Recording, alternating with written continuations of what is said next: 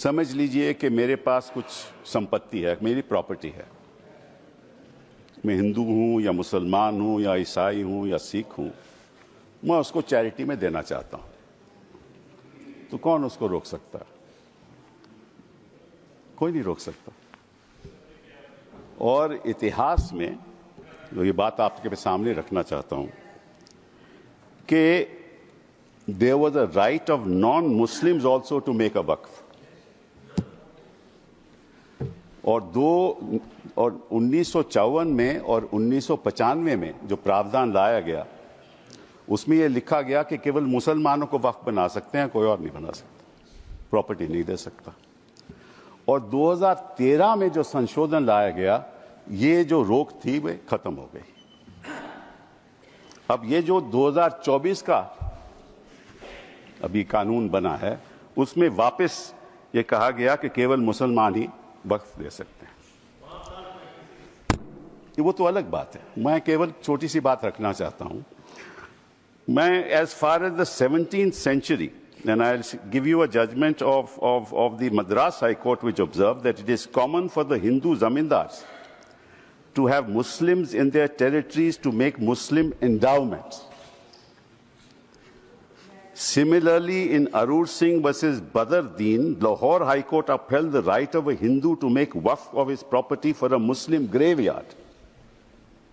After independence, Nagpur High Court upheld the right of a non-Muslim to create waqf. और हमारे प्रधानमंत्री जी, इनकी मैं बड़ी इज्जत करता हूं, हमेशा कहते हैं वन नेशन वन लॉ। तो अगर वन नेशन वन लॉ होना है तो बताइए भाई साहब कि ये केवल कहना कि मुसलमान ही वक्फ दे सकते हैं, ये किस किस्म का लॉ है? ये किस किस्म का लॉ है? और ये भी कहना कि मुसलमान को पहले 5 साल मुसलमान बने फिर तय करना होगा कि तुम वक्फ दे सकते हो कि नहीं। अरे भाई, प्रॉपर्टी मेरी, मालकियत मेरी, चैरिटी में मैं देना चाहता हूं, आप कौन होते हो कहने को नहीं दे सकते? ये कौन सा कानून है?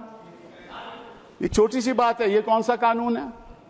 मैं हिंदू हूं, हिंदू होकर भी मैं दे सकता हूं, ये तो मेरी मर्जी है ना, प्रॉपर्टी तो मेरी है, आपका तो कोई हक नहीं। तो पहली बात तो ये कि ये आपने प्रावधान रखा क्यों? अगर आप वन नेशन वन लॉ की बात करते हो कि सारे धर्मों पे लागू करो, कोई भी दे सकता है। पहली बात है। दूसरी बात, एक नड्डा साहब ने बड़ी अच्छी कही कि देखिए ये कितनी एकर्स प्रॉपर्टी औकाफ की है, वक्फ की है। मैं उनको बताना चाहता हूं कि there are 32 Waqf boards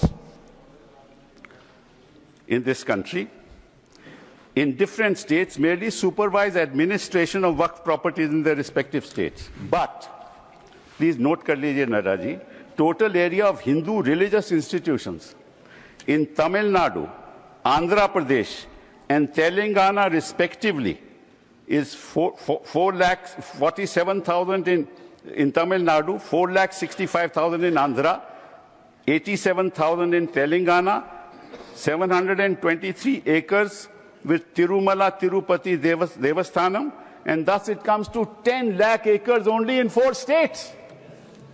And आप कहते हैं कि देखिए औकाफ में 8 लाख एकड़ है। अरे भैया, आपके हिंदू टेम्पल्स में भी इतनी संपत्ति है, वहां आप क्या कर रहे हो? वहां आप क्या कर रहे हो? बाकी स्टेट्स में देखो ना। अच्छा, और ये नहीं कि हर धर्म में सुधार नहीं होना चाहिए, सुधार होना चाहिए, मैं आपके साथ सहमत हूं। हिंदू धर्म में भी सुधार लाना चाहिए, लाना चाहिए ना, हिंदू धर्म भी सुधार लाना चाहिए। अंडर हिंदू धर्म, एक मिनट, हिंदू धर्म, मैंने आज तक किसी को टोका नहीं, मैं केवल छोटी सी बात रख रहा हूं आपके सामने। हिंदू धर्म में भी सुधार होना चाहिए। अब हिंदू धर्म के अंतर्गत अगर कोई सेल्फ एक्वायर्ड प्रॉपर्टी हो तो वह अपने बेटों को दे सकता है, बेटी को नहीं दे सकता। कहता है मैं नहीं दूंगा अपनी बेटी को। इस्लाम में भी है कि भाई को ज्यादा मिलेगा और बेटी को कम मिलेगा, इस्लाम में भी यह है। वहां वक्त से द्वारा सुधार हो सकता है, यहां कोई सुधार नहीं हो सकता। तो आप अगर महिलाओं की बात करते हो तो एक कानून लाओ कि हिंदू लॉ में कोई अपनी सेल्फ एक्वायर्ड प्रॉपर्टी केवल बेटों को नहीं दे सकता, वहां महिलाओं का हक होना चाहिए।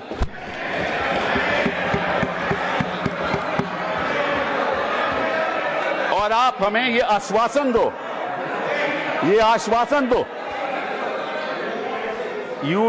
you make a commitment in this house that you will bring a law which will protect the right of daughters when they want to give away their self-acquired property. दूसरी बात ये मैं आपके सामने रखना चाहता था।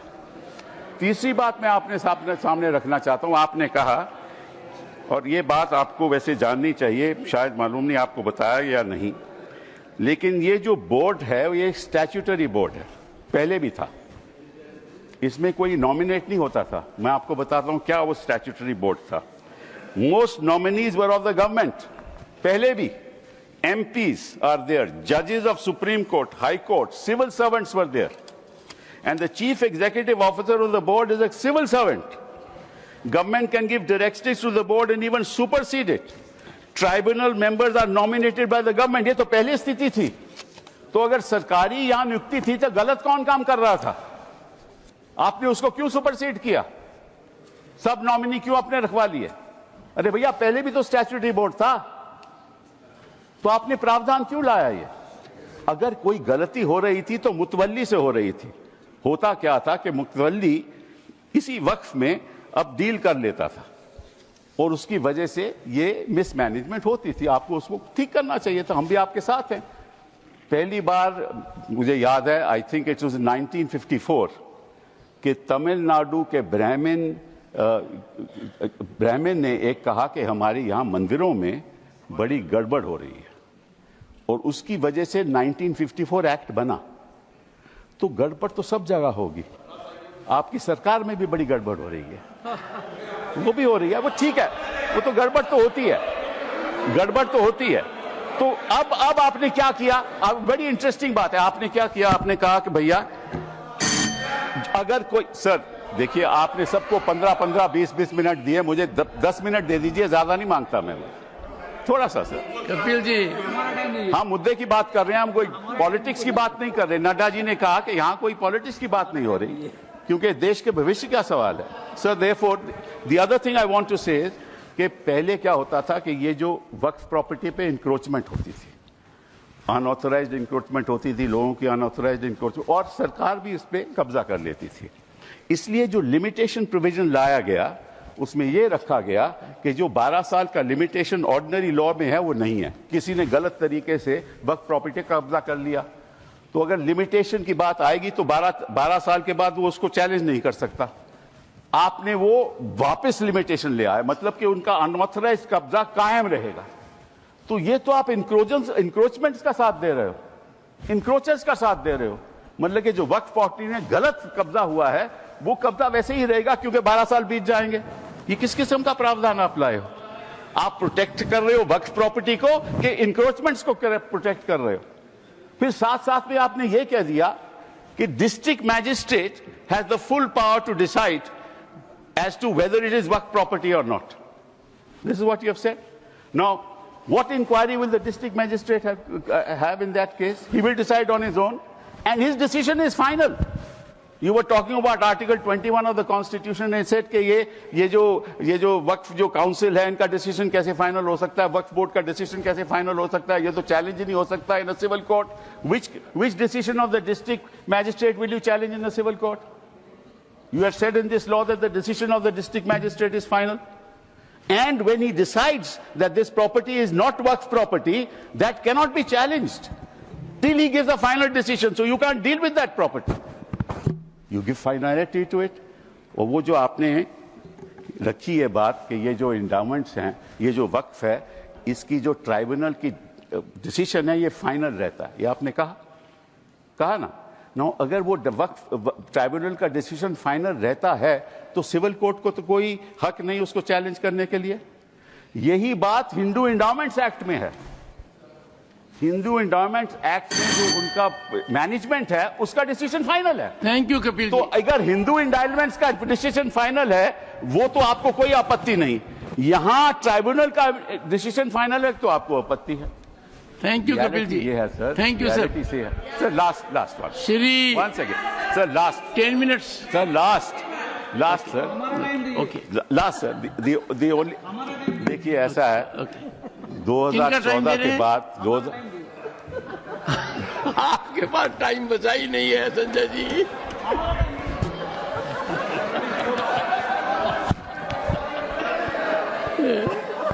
Kapil ji. Sir just give me a minute. Honourable members, sir just 1 second Kapil ji. One second, sir. 1 second. What is the fact of the matter is the problem. 1 second, Kapil ji. The Honorable Parliamentary Affairs Minister. Sure. मैंने honourable chairman sir, पिछली बार भी कपिल सिब्बल जी जब यहाँ बोले थे तो मैंने कहा था कि सीनियर एमपीज बैठ के हमारे साथ में डिबेट डिस्कशन में हिस्सा लेगा तो हम लोग अच्छा लगता है। लेकिन प्रॉब्लम क्या है कि वो कई बातें बोल करके सीधा चले जाते हैं, क्लैरिफिकेशन नहीं सुनते हैं। उनके बोलने से पहले 1-2 लोग बोलते हैं तो वो जरूर सुनते हैं, मगर उसके बाद वो कुछ ऐसा सवाल रख करके चले जाते हैं, फिर वो सुनने के लिए बैठते नहीं। तो रात को जब मैं जवाब दूंगा तो वो तो रहेंगे नहीं। तो इसका ऐसे परिस्थिति में मुझे क्या करना चाहिए सर, आप बताइए, क्योंकि ये तो बड़ा समस्या हो गया सर। कपिल जी एक मिनट, 1 सेकेंड सर, जैसे कि उन्होंने बड़ा, क्योंकि उससे सीनियर होने के नाते उसका सूझबूझ समझ, उसका इंटेलेक्ट को तो मैं चैलेंज नहीं कर सकता हूं, लेकिन जैसे कंफ्यूजन बात करके चला गया। उन्होंने 4 स्टेट का रिलीजियस जो लैंड है उसको वक्फ का साथ में कंपेयर करके कंफ्यूजन करके चला गया। वक्फ प्रॉपर्टी रिलीजियस प्रॉपर्टी नहीं होता है, वक्फ प्रॉपर्टी अलग है, वो सिविल है। यहां उन्होंने एग्जाम्पल गलत देख के चला गया। फिर बोलता है कि मेरा जमीन मेरा प्रॉपर्टी है। आप कौन होता है कानून बनाने वाला? मैं इसलिए बोल रहा हूं कि वो चले जाएंगे। वो सर नहीं, डॉक्टर अभिषेक सिंह भी चले गए हैं। अभिषेक जी तो चले गए, अब मैं क्या करूं, रोक नहीं सकते सर। वापस आएंगे क्योंकि विप है, because of whip he will come वापस सर। तो जैसे कि सर मैं इसलिए बोल रहा हूं चेयरमैन सर, जैसे कि उन्होंने कहा कि जमीन मेरा है, तुम कौन होता है कानून बनाने वाला? तो जब कोई ट्रस्ट बनाता है तो ट्रस्ट को कौन चलाते हैं, उसका निगरानी कौन करता है? Charity commissioner. तो आप बोलेंगे कि मैं हिंदू हूं, मैं हिंदू एक ट्रस्टी हूं, तो चैरिटी कमिश्नर में तुम मुस्लिम नहीं आ सकते हो, क्रिश्चियन नहीं आ सकते। ऐसे हो सकता है कि इस देश में देश कानून से चलता है। आप बोलते हैं मेरा मर्जी होगा, इसका मतलब क्या एक मिनिस्ट्री मुसलमानों के लिए अलग मिनिस्ट्री बनाना है और हिंदुओं के लिए अलग मिनिस्ट्री डिपार्टमेंट खोलना है? आप कैसे बात करके जा रहे हैं इतना सीनियर होते हुए? आप इस तरह का देश में एक कानून सबके लिए चलेगा तो ये देश के लिए अच्छा होता है। मैं डिटेल में जवाब दे सकता हूं, मगर ये मेरा रिप्लाई का टाइम नहीं है। लेकिन आप चले जाएंगे, इसलिए मैंने कहा कि इस तरह का आप बात रख करके चले जाएंगे, बाद में आप रिप्लाई नहीं सुनेंगे, फिर अधूरा हो जाएगा। इसलिए मैं ये कह रहा हूँ। ऑनरेबल फाइनेंस मिनिस्टर पड़ेगा सर, मुझे I will come to you.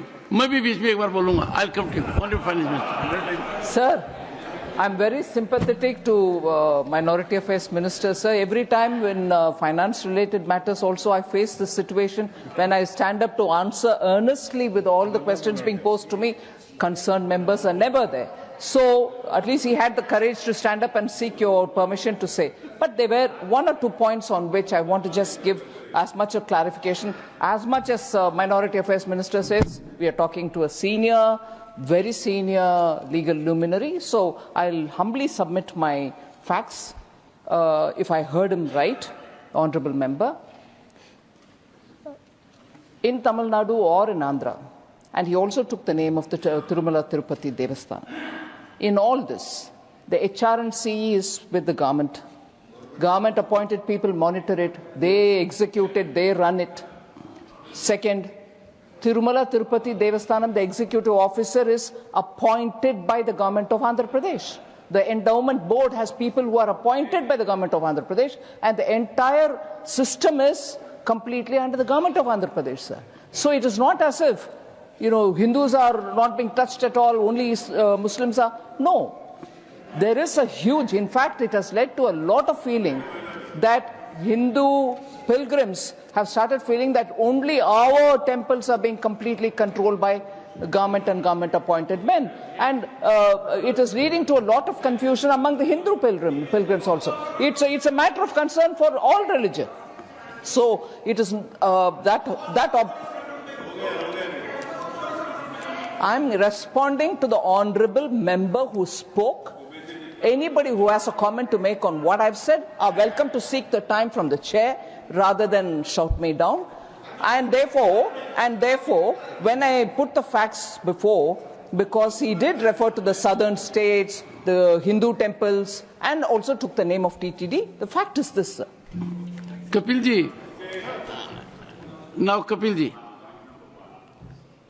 The finance minister, what I said was that, yes, you're right, the temples are being managed by the government. So is the Waqf. That is precisely what I said. The statutory appointees are all by government. That is exactly the point I was making. That is exactly the point that I was making. That if the statutory appointees were all of the government, why did you want to bring this amendment in 2024? That's the point. And to you, sir, your answer to you, you said that there are trusts. Yes, there are trusts. But under the Code of Civil Procedure, when there is a trust, the property belongs to the trust. But there's a difference between Awqaf and trust. Awqaf, the land once donated, belongs to God. Please round up. It up. Doesn't belong to the trust. Kapilji, round up now. Sir, it belongs to God. You cannot sell it ever. A trust can sell property. Waqf property cannot be sold. And Waqf property can be donated for religious purposes. It can be donated for shelter homes. It can be donated. Allow me. Don't interrupt now. It can be given for schools. It can be given for schools. It can be given for graveyards. It can be given for the benefit of women, and once given, it can't be taken back, unlike trusts. Thank you. So therefore, there's a difference. Thank you, no, sir. One last thing. Only one. Okay. Because, sir, they are and I'll come to vote against you. Not to worry. And I listen to you. Now, one last thing, sir. They say we have abolished Waqfs by user. That's what they have said. Now, so there's a Supreme Court judgment that they rely upon. That is the Babri Masjid judgment. Please note. The Honourable Minority Affairs Minister should note, paragraph 1134 of the Babri Masjid judgment, which says, Waqf by user is an accepted mode of creating a Waqf. Thank you, sir. Thank you. Please honour the judgment that you extol the virtues of to the rest of the country.